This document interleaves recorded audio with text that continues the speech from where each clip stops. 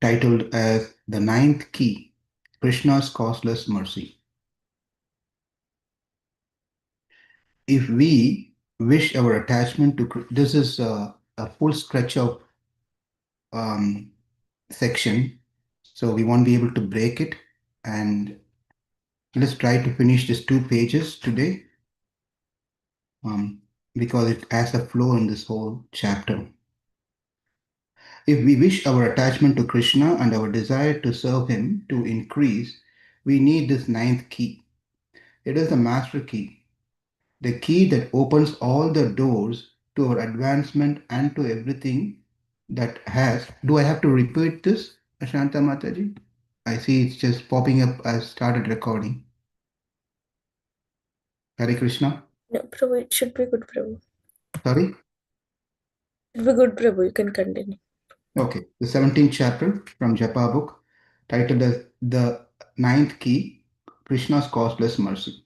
If we wish our attachment to Krishna and our desire to serve Him to increase, we need this ninth key. It is the master key, the key that opens all the doors to our advancement and to everything that has been discussed in this book. Ultimately, we can depend only on this key, on Krishna's causeless mercy. We may try to advance using all the tricks and techniques we have been taught and may have taught others. But it won't be long before we realize that all techniques and all form of endeavor will always prove 2 fingers too short.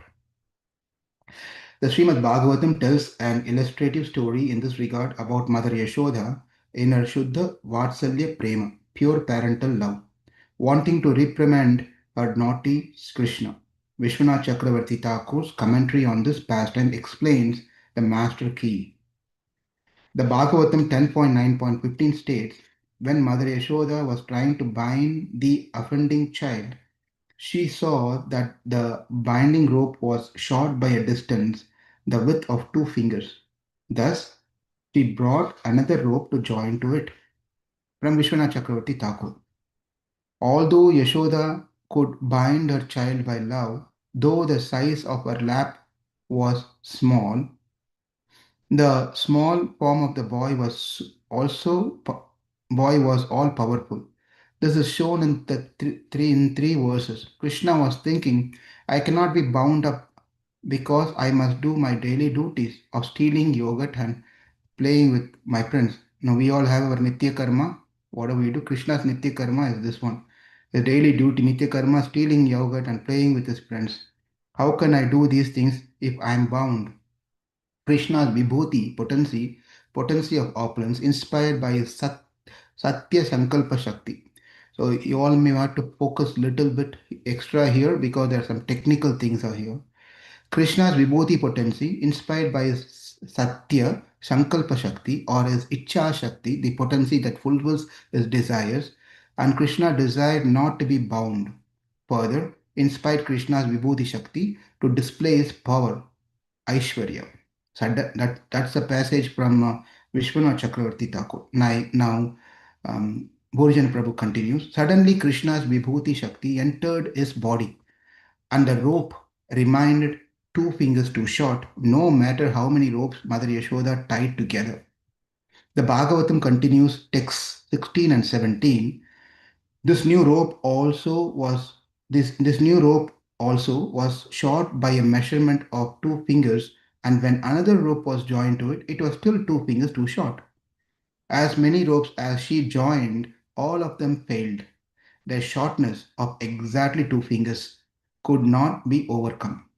Thus, Mother Yashoda joined whatever ropes were available in the household, but still she failed in her attempt to bind Krishna. Mother Yashoda's friends, the elderly gopis in the neighborhood, were smiling and enjoying the fun. Similarly, Mother Yashoda, although laboring in that way, was also smiling. All of them were struck with wonder. Again, back to Vishwanath Chakravarti Thakur's commentary. All the elderly gopis in the neighborhood were laughing. In her astonishment, Yashoda thought, a rope of 150 feet does not fit around my son's small waist, and his waist is only this amount. His waist is not getting any bigger. The rope is not getting shorter. But still, the rope does not reach around him. This is the first amazing thing. Furthermore, when I tie the ropes together, each time they are 2 fingers too short, not 3 fingers or 4 fingers.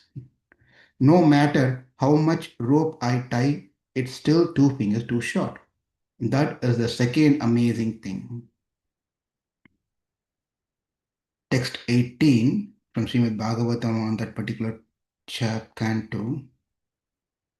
Because of Mother Yashoda's hard labor, her whole body became covered with perspiration, and the flowers and the comb were falling from her hair. When child Krishna saw his mother was fatigued, he became merciful to her and agreed to be bound.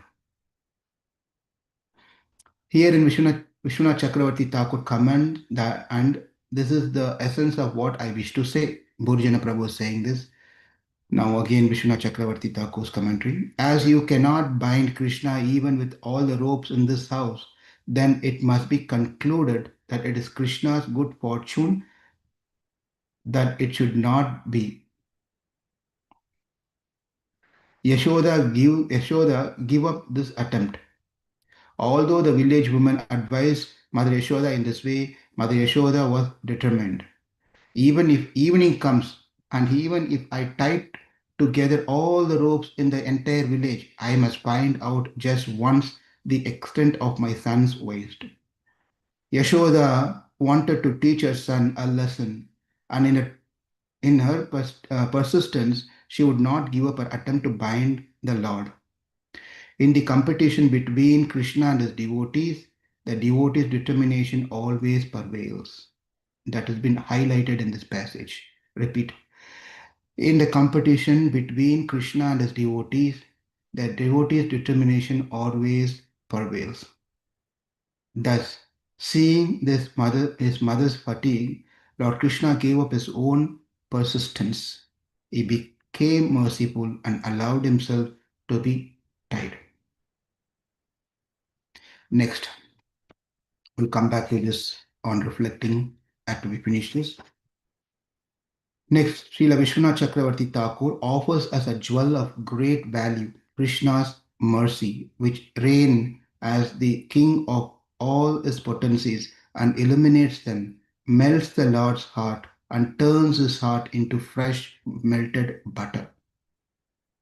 This potency melts Lord's heart and turns his heart into fresh melted butter.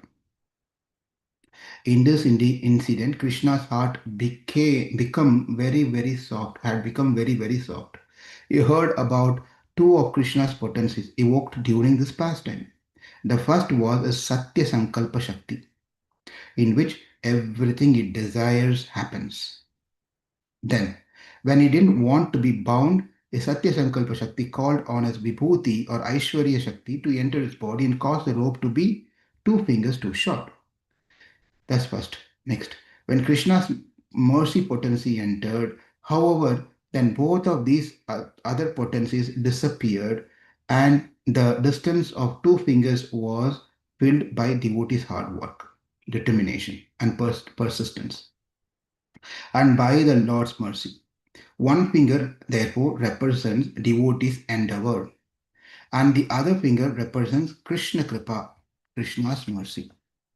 Vishwanath Chakravarti Thakur concludes the Bhakta Nishtha, the firm faith of the devotee, which is manifest in his tireless endeavor to serve and worship the Lord, and the Swanishta, the steady quality of the Lord, which brings forward his mercy on seeing the devotee's effort and fatigue cause Krishna to be bound. In the absence of these two, the rope will always remain 2 fingers too short. Bhaktanishta means fixed determination. I may go to hell for offenses I've committed, but I will never give up serving and chanting. That is Bhaktanishta, fixed determination. Persistence. I will serve Krishna with my full heart even if he doesn't show me mercy.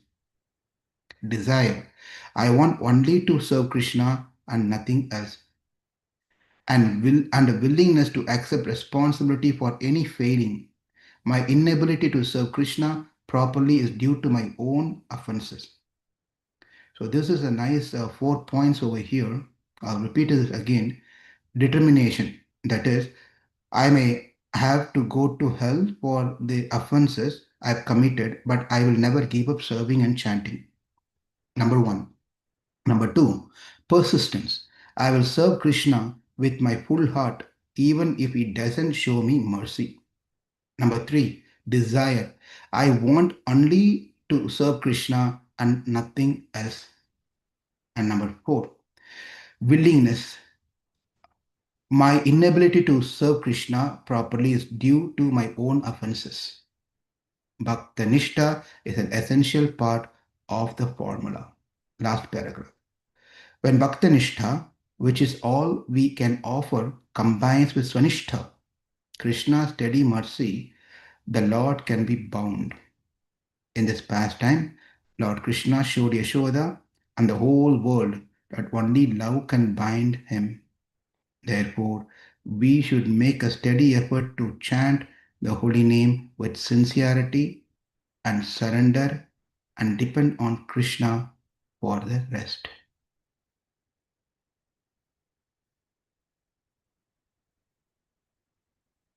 Beautiful chapter. So we got to have these 4 points. Remember, we have to have the determination. Whatever it is, I am going to, um, whatever situation may be, I'm committed to do what I'm supposed to do in Krishna consciousness. And I will continue doing even if the life changes its path, direction, which which may not be favorable or unfavorable. I'll have the persistence to continue with full heart and have a strong desire. I want Krishna, nothing else. And the willingness to take away the responsibility, ownership that everything is happening because of my own karma. No one else is a cause of what's happening in my life. And give credit to Krishna for everything that's happening, especially the good things. And the bad things, we take responsibility. So, in the competition between Krishna and his devotee, always devotees win. Not that Krishna cannot win, he let his devotees win. And the same like how in Bhishma Stuti, we are going to see where Krishna is ready to give up his promise to his devotee. Um, he said he will not carry the weapon, hold the weapon, and he's ready to not fight. But he gave up for one reason, because he satisfied two things. One is he saved his devotee Arjuna. Second thing is he also want Bhishma to win in that sense. So Bhishma I said that I will make sure you will take the weapon. Bhishma said, I'll make sure that Krishna, you will take the weapon. And Krishna satisfied both the devotees, but he came down, giving up his promise. That means it's clear that devotees' determination always prevail over Krishna's. Therefore, Krishna let his devotee win. So we have to remember this. Everything that's happening in our life is simply because of Krishna's causeless mercy. In the world, we are all showing our mercy with some causes. Mostly it's like that. We have some cause, therefore we show our mercy to others. If there is no cause, we will show our mercy to someone else. Hmm?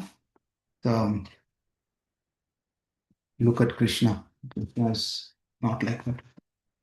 Okay, we'll see. It's already 12:30. But I want to ask if any reflection on this one. Take a couple of minutes. Hare Krishna Prabhu. Yes. So I like this point. I will serve Krishna with my full heart even if he does not show me mercy. It's really nice, Prabhu. So sometimes mercy means our definition will be different and Krishna's mercy definition will be different, and we think he did not show mercy on us. But after some time we will understand what is the Krishna's mercy on us. So basing on situation we will conclude Krishna is not showing mercy on us. But yeah, this is nice. I like this point. Hare Yeah, Krishna. yeah. Thank you, Mataj. I just want to add on to that one. The thing is that Krishna is just, we have to know one thing, that Krishna is totally different than the way that we think. That's why he's Krishna. If he starts thinking like us, then he cannot be Krishna. He cannot this supreme personality of Godhead. What we do is we try to broadcast, put it in the blog, put it in the Facebook, put it in everywhere. If we show our mercy to someone, it happens. It naturally comes to all of us. Prabhu, you know, I did this one to that person. I know I did this, and what all I did to this one, you don't know. But we never ever heard one day, at least I've never heard, Krishna came and said, you know, Lal, there was a big rock was supposed to fall on your head. Somehow or the other, you walked further and it fell behind you. I protected you. I'm just giving an example. We never know. I mean, we never hear Krishna coming and tell you, I've been saving you all the time, every single time. But the only problem with Krishna is he doesn't tell. Doesn't come and tell, I did this one to you, I saved your family, I made sure that you're. Doesn't come and tell these things. That's the only problem Krishna has. I say this as a problem, but that's his greatness. That is greatness. As I give an example where the um, mother and his little child, is sleeping on the floor, right? And in the middle of the night, mother just noticed that a scorpion is coming close to the child. The child is sleeping here and mother is sleeping next to the child. The scorpion is coming close to the child, right? So mother had an option. What option she had? She can wake up the child and come, let's go out of this place. There's a scorpion here. And also she can just get rid of the scorpion, hit the scorpion, take the scorpion to throw the scorpion out. Obviously, mother generally what they try to do is, you can tell Prabhu, there's another third option. I'll call my husband to do this job. Let's not get into jokes here. But the serious matter is that, um, and the next day, mother takes a scorpion and throws away because she doesn't want the child to be disturbed in its sleep. And the child doesn't even realize that what happened the night. Mother does not come and tell, you know better. Last night, what happened? I saved you. I saved you. Mother doesn't tell. Doesn't, it is a daily activities to for the mother to keep the child safe. It's a duty. She does every single day. Every single day. And also she keeps her eye on the child, even among hundreds of child, her eye spot will be on that particular child. Right? Likewise, Krishna is glances upon his devotee. Mercy is upon, causeless mercy is upon, at least in this case, it's a mother and child relationship. There's a bond to that, right? There could be, if the same thing is happening to the neighbor, the mother may just tell the neighbor, if there's a scorpion, go take care of it. She may not even go and protect the neighbor child. She may just inform the news to the parents. She doesn't own the responsibility, right? It, therefore, but in Krishna's thing, he's taken the full responsibility. His causeless mercy cannot be defined by any means. It's just we have to realize his mercy is flowing to us. Even in the difficult situation, it's his mercy. There's a pain that we are going through. I remember, I'm sorry, I'm taking little extra time here. Do you remember that I mentioned there's one Arvar? He mentioned that this beautiful pasuram. He says that um, Vaidyan Pal Malad Kadal. I'm just remembering, not remembering the first line of the pasuram, the song. Mm. Valal Aruttu Chudinum, Vaidyan Pal Malada Kadal Pol. That's a beautiful statement. Uh, Valal aruthu, val means sword. The doctor comes and does a surgery on a patient. He cuts the patient. You have to see the thing. When you see that, you paint out. They will have all this instrument. They'll cut open the chin part and try to do all those different things. But then the patient loves that doctor who's cutting him. Right? Why? Because the patient knows whatever is surgery that he's doing is for my own benefit. If the doctor says I'm going to in the operation theater, he just gives up everything. He says I'm walking away. The patient is going to run behind and tell, my dear doctor, please come back, cut my body, cut my chest, cut my part of the body, and do whatever you need to do. Please, I fall at your feet. That's what the patient is going to tell. I'm making it dramatic here. But we understand that whatever the suffering that we are all going through in our life, in whatever degree we may go through, we should understand that we should also have the same love of a patient having a love towards the doctor, physician, a doctor. Because doctor does for good. Therefore, as a devotee, as we grow into Krishna consciousness, we all are going to face challenges. None of us are exception here, by the way. The degree of suffering and degree of pains and problems that we are going to have may vary based on our own karma. But we understand that Krishna is behind us. Krishna is there for us. He does the best thing for me. I just have to have the determination, willingness to accept things. I have to have the desire to continue this Krishna consciousness. I should be persistent. These 4 points are very important for all of us to understand and apply in Krishna consciousness, to grow further and become a mature devotee. How long we can stay as a neophyte devotee? We don't want to become a great devotee for the name purpose. For our own well-being, for our own Krishna consciousness, we have to mature in the way we think, the way we talk, the way we do things. We have to mature. We can't keep telling, I'm still beginning, Prabhu, in Krishna. These are all nice to think and talk, to show the humility. But in practicality, we can't keep on behaving the same way or doing the things in the same way. We have to mature. It's in our hand. Krishna has given that in our hand, as we read yesterday. Whether we want to go up or down, it's in our hand. Thank you all very much for joining today, and we'll again meet tomorrow, 5 a.m. Central Time. Chant and be happy. Hare Krishna. Thank you so much, Prabhuji. Hare Krishna. Hare Krishna Prabhu. Hare Krishna.